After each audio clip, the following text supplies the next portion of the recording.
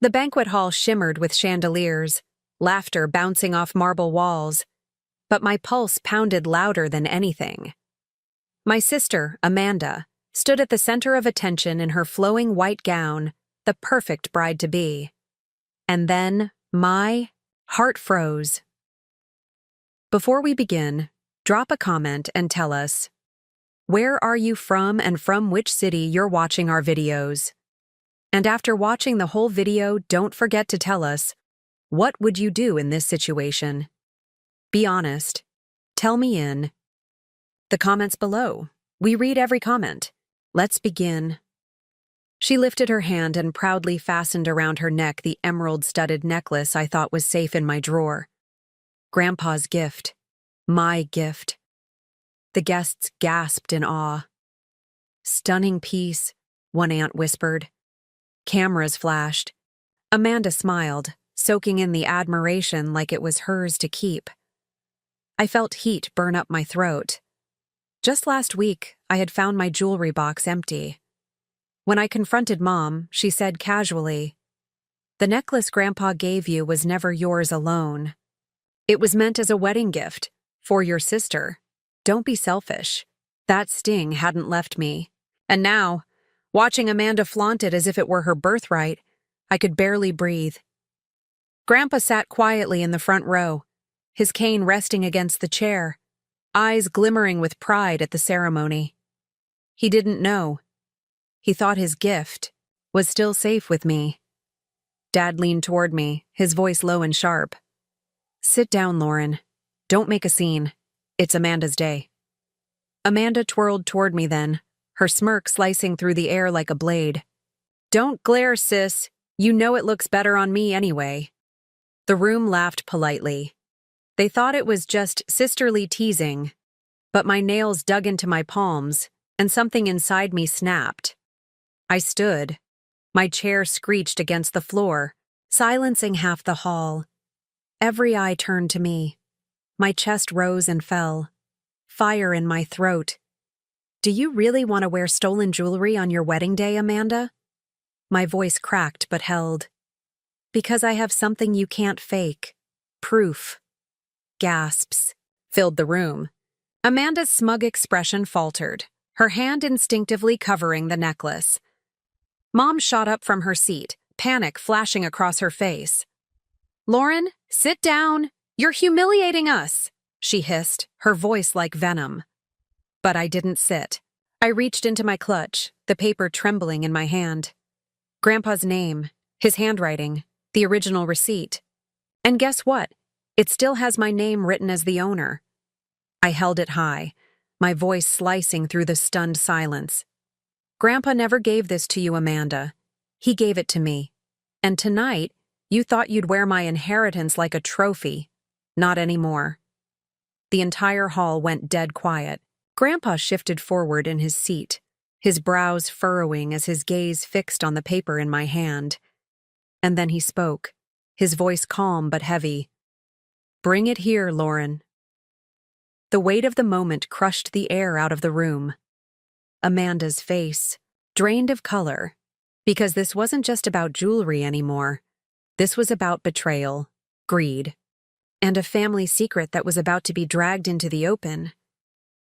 I could feel the heat of 100 eyes burning into me as I clutched the folded receipt, my palms damp, my chest heaving. My voice had already split the room in half. Those who pitied me and those who wanted me silent. Grandpa's cane tapped once against the marble floor. That sound alone silenced the whispers. "Lauren," he said, his tone both commanding and weary. "Bring it here." I walked down the aisle with trembling legs, every step echoing louder than the string quartet that had gone dead quiet. Amanda's eyes darted between me and Grandpa, panic flashing in her face like lightning. "Dad?" Mom whispered, gripping Grandpa's arm. "Please, don't do this here. It's Amanda's wedding day. We can discuss this later." But Grandpa brushed her off with a firm shake of his head. "Later? You all had plenty of time to tell me the truth, yet none of you did." His eyes didn't leave me. Lauren, show me. I handed him the receipt. His hands were shaky, but his eyes, sharp as steel, scanned the familiar ink, the store's letterhead, and finally, his own signature. When he looked up, the disappointment in his eyes wasn't aimed at me. It burned right through my parents. Richard, Evelyn. His voice cracked the silence like thunder. Did you take this from Lauren and give it to Amanda? Dad's jaw tightened. Mom clutched her pearls, her face pale but defiant. We didn't take it. We only redirected it. Amanda's the one starting a marriage, not Lauren. It made sense. Made sense? Grandpa's voice rose, the old man's fury shaking the air. It was not yours to give. I entrusted it to Lauren. My word still counts for something in this family. Amanda's lips trembled. She tried to laugh it off. Grandpa, come on. Don't be dramatic. It's just jewelry. Lauren's overreacting. She's always been jealous. The words sliced deeper than I expected. Jealous. That's how they painted me. Year after year, the forgotten daughter, the scapegoat. My fists clenched as the memory of every slammed door, every dismissive glance, every time I was pushed aside for Amanda, came crashing back. I swallowed hard, forcing my voice steady. Jealous? No, Amanda. I'm tired of being treated like the invisible child. Tired of being told my things, my future, my worth, belonged to you. Tonight, I'm done being quiet, the crowd murmured. Guests shifted uncomfortably. Some nodded. Others looked away, unwilling to witness the storm unraveling. Grandpa rose slowly, leaning on his cane. His presence alone commanded attention. Amanda, take it off! Her face twisted. What? No! Take it off, he repeated, his voice low but terrifyingly final. The hall froze. Dad muttered, Father, please, you're embarrassing us. But Grandpa snapped back. No, Richard. You embarrassed yourselves the moment you betrayed one daughter to glorify the other. His gaze turned to Amanda. If you truly want a marriage built on respect, start by respecting the truth. That necklace isn't yours. Amanda's hands trembled on the clasp. Tears welled in her eyes, but she shook her head, refusing. You'll ruin my wedding pictures, my moment. Everyone will think, they'll think the truth, I cut in, my voice sharp, almost shaking. That you stole from your own sister and tried to parade it as your glory. Gasps rippled through the guests. A few bridesmaids exchanged horrified looks. Amanda's fiancé, Tyler, shifted uncomfortably. Until now, he had been silent, his hand gripping his cufflink nervously. But finally, he stepped forward. Amanda, he said softly. Is it true? Her eyes darted, her face crumbling under the weight of exposure. I didn't know. Mom gave it to me. I thought it was mine. Lies, Grandpa spat, slamming his cane. You knew. You just didn't care. Tyler's face hardened. He looked at me, then back at Amanda. You told me it was a family heirloom, passed to you directly. You lied to me, too. Amanda's lips parted, but no words came. Her perfect facade cracked, the room seeing through it for the first time. Grandpa held out his palm. Now. Finally, with a choked sob, Amanda unclasped the necklace and dropped it into Grandpa's hand. The emeralds glittered under the chandelier, but they had lost all shine to me. They were no longer just stones. They were proof of betrayal, humiliation, and finally, justice. Grandpa turned to me, his expression softer now, but still heavy. He placed the necklace back into my hand. It was always yours, Lauren. Don't let anyone tell you otherwise. Not them. Not anyone. Tears blurred my vision as the cold metal pressed against my skin. For once, the hall wasn't looking at Amanda. They were looking at me. Mom's voice cracked, desperate now. Dad, please, don't humiliate us further. People are watching. But Grandpa's reply was sharp. Good. Let them watch. Maybe then you'll realize loyalty and honesty matter more than appearances. The string quartet hesitantly began, playing again, but the energy in the room had shifted. Amanda's wedding wasn't about love anymore. It had turned into a mirror, reflecting every lie my family built. And for the first time in years, I stood tall. But I knew this wasn't over. Because humiliation leaves scars, and Amanda, my parents, they weren't the kind to forget. The necklace felt heavy in my hand, not because of its weight, but because of the storm it had unleashed. I slipped it back into my clutch, chest still rising and falling with adrenaline. But I knew my parents too well. This wasn't over. Sure. Enough. Mom cornered me near the dessert table 15 minutes later, her manicured nails digging into my arm. Her smile was wide for the guests watching, but her words were venom. Do you realize what you've done, Lauren? You've ruined Amanda's wedding. Her wedding. All because of a piece of jewelry. I yanked my arm free, my voice low but steady. It was never about the necklace, Mom. It was about you taking from me. Again, and acting like it's normal. You've been doing it my whole life. Tonight, I stopped letting you. Her eyes narrowed, a flash of hatred breaking through her fake smile. Ungrateful, after everything we've given you. I laughed bitterly. Given me? You mean every hand-me-down, every leftover, every reminder that I was second best? Before Mom could spit another word, Dad joined in. His face flushed red from wine. You're dramatic, Lauren. You embarrassed this family in front of everyone we know. Do you think Grandpa's going to shield you forever? He's old. When he's gone, it's us you'll deal with. His words sent a chill down my spine. It wasn't just anger. It was a threat. But before I could answer, Amanda appeared, her mascara streaking down her cheeks, her white gown dragging across the polished floor. Her voice shook with rage. You just couldn't stand it, could you? I was supposed to be the beautiful bride, the center of attention. But you had to steal my night. I stared at her, incredulous. Steal? You stole from me, Amanda. Grandpa gave it to me and you paraded it around like it was yours. Don't twist this. She stepped closer, her perfume mixed with the sharpness of desperation. You always had to play the victim, always. But you'll pay for this. I don't care if Grandpa sides with you. Everyone here knows you're bitter, jealous, and pathetic. Her fiancé, Tyler, appeared behind her, jaw tight, clearly torn between protecting his bride and processing the lies he'd just uncovered. He looked at me briefly before muttering to Amanda, You need to calm down. Amanda spun on him, shrieking, Don't you dare take her side! Gasps echoed around us. The guests were no longer pretending not to listen. Some were openly watching, phones half raised, as if the drama was more entertaining than the wedding itself. I took a deep breath, lowering my voice so only my family could hear, but sharp enough to cut.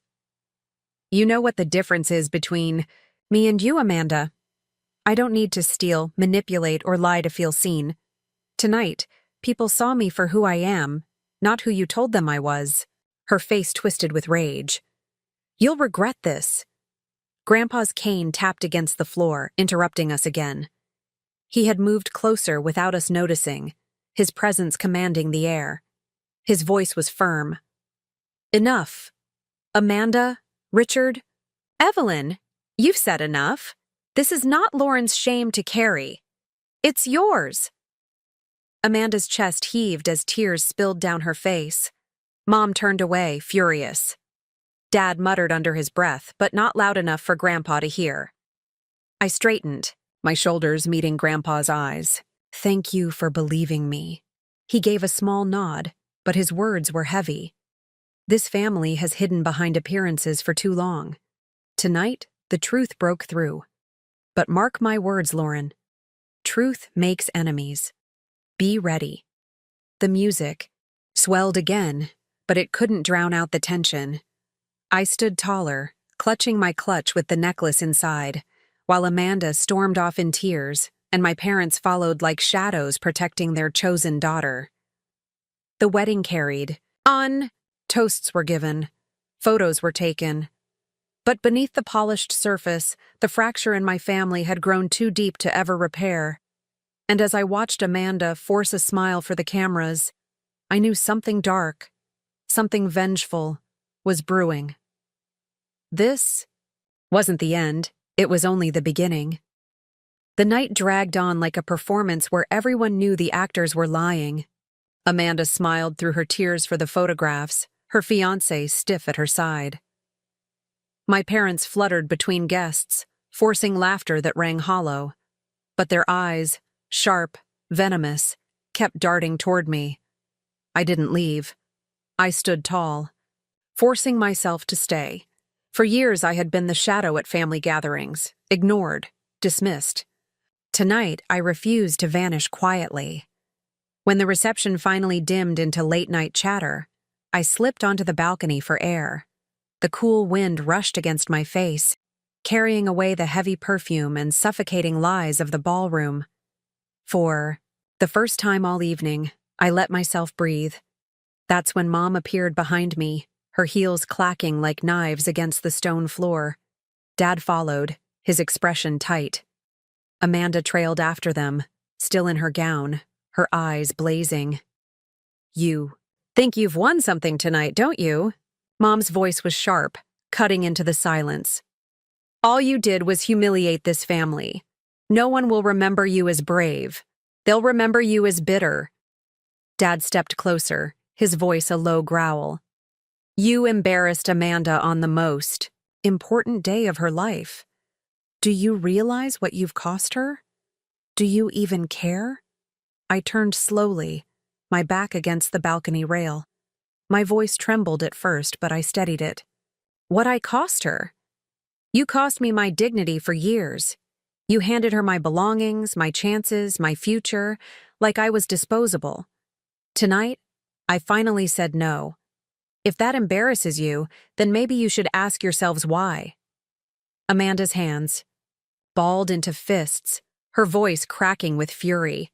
"You ruined everything. Tyler hasn't spoken to me since dinner. He doesn't even trust me anymore, and it's your fault." I shook my head, almost pitying her. "No, Amanda. You ruined it the second you put on something that wasn't yours. Tonight didn't expose me. It exposed you." Her face twisted. She lunged forward, tears streaming, her voice breaking into a sob. "Why do you always have to destroy me? Why can't you just let me have this one thing?" I stepped back, my chest rising and falling, my voice quiet but sharp as glass. "Because it was never yours to have." The balcony door swung open again. Grandpa, his cane tapped once, his eyes cold. "Enough." He looked at Amanda first, then at my parents. "You've spent years feeding this family poison, favoritism, deceit, greed. Tonight it ends. If you think I will leave my legacy in the hands of liars, think again." Mom gasped, clutching Dad's arm. "Dad, don't say things you'll regret." But Grandpa cut her off, his voice ringing with finality. "The only regret I have is allowing this to fester for so long. Lauren may not have been the daughter you wanted, but she is the granddaughter I can trust." The words hung in the air like a verdict. Amanda collapsed onto a chair, sobbing. Mom's face hardened, but her silence betrayed the truth. She knew the fight was over. Grandpa turned to me, his tone softer now. "Don't think of this as revenge, Lauren. Think of it as balance. You didn't destroy them. They destroyed themselves." I swallowed hard, the weight of his words settling deep. For the first time, I felt something I hadn't felt in years. Validation. The music from inside swelled. I straightened, lifting my chin. Then let them live with the truth. I'm done carrying their shame. I walked back inside, the lights of the ballroom glaring, the crowd still buzzing with whispers of the earlier scene. But this time, the whispers didn't sting. They followed me like proof that I was no longer invisible. The necklace remained, tucked in my clutch, But I realize now it wasn't about jewels or receipts. It was about reclaiming what was mine, my voice, my dignity, my place in the story of my own life. Amanda wept. My parents fumed. Grandpa stood like a pillar in the chaos. And me? For the first time, I wasn't afraid. The wedding had ended, but my story, my real story, had finally begun.